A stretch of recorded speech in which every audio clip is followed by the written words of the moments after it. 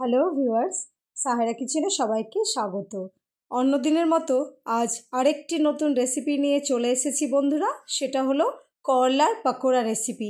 যারা করলা খেতে ভালোবাসেন না তারাও এইভাবে একবার খেয়ে আমাকে জানাবেন কেমন হয়েছে। সত্যি খুব ভালো লাগে খেতে, এতটাই ক্রিস্পি হয় বোঝা যায় না তেতো ভাবটা, ভীষণ ভালো লাগে খেতে।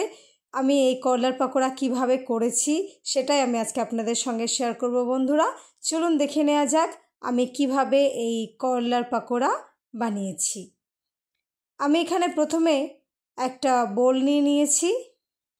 বোলের মধ্যে দিয়ে দিলাম জল কিছুটা পরিমাণে, আর দিয়ে দেব 1 টেবিল স্পুন লবণ। এরপর এর মধ্যে আমি দিয়ে দেব করলা। দেখে বুঝতে পারছেন কিভাবে লম্বা লম্বা করে কেটেছি বন্ধুরা। এই যে এরমভাবে কেটে নিয়েছি।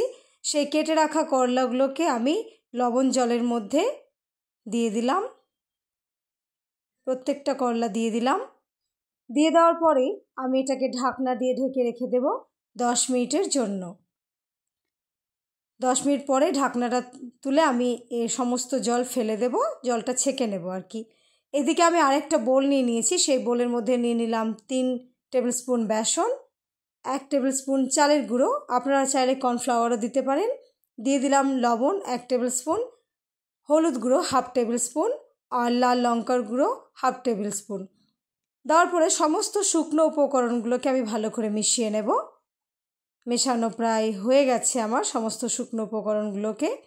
এরপর এর মধ্যে আমি জল দেব। জলটা দেওয়ার পরে ভালো করে নেড়ে চেড়ে নিয়ে একটা ব্যাটার বানিয়ে নেব। ব্যাটারটা দেখিয়ে দিচ্ছি কীরকম কনসিস্টেন্সি হবে, দেখে বুঝতে পারছেন ঘনত্বটা ঠিক এরকম হবে। এদিকে কড়াই আমি তেল গরম হতে দিয়েছি, তেল গরম হয়ে এসছে। এক একটা করে পিস নেব করলার, আর ব্যাটারের মধ্যে ডুবিয়ে নেব। ডুবিয়ে নেওয়ার পরে আমি গরম তেলের মধ্যে দিয়ে দেব। প্রত্যেকটা করলাকে বেসনের ব্যাটারে ডুবিয়ে নিয়ে আমি এই গরম তেলের মধ্যে দিয়ে দেব। আর এই সময় গ্যাসের ফ্লেমটা একেবারে লোতে থাকবে। ধিমে আছে উল্টে পাল্টে আমি এটাকে ভালো করে ভেজে নেব। গ্যাসের ফ্লেমটা হাইতে দেবেন না বন্ধুরা, নইলে ভেতর থেকে ক্রিস্পি হবে না, করলাটা কাঁচা কাঁচা ভাব থেকে যাবে। তাই ধিমে আছে এটাকে ভেজে নিতে হবে ধীরে ধীরে।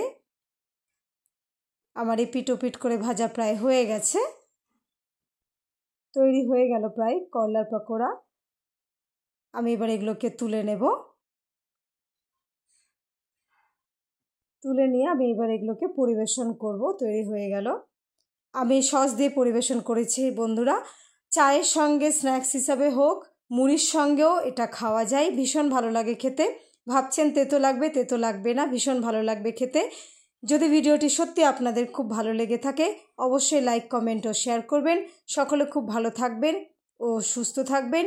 আর ভিডিওটি দেখার জন্য আপনাদেরকে অসংখ্য ধন্যবাদ।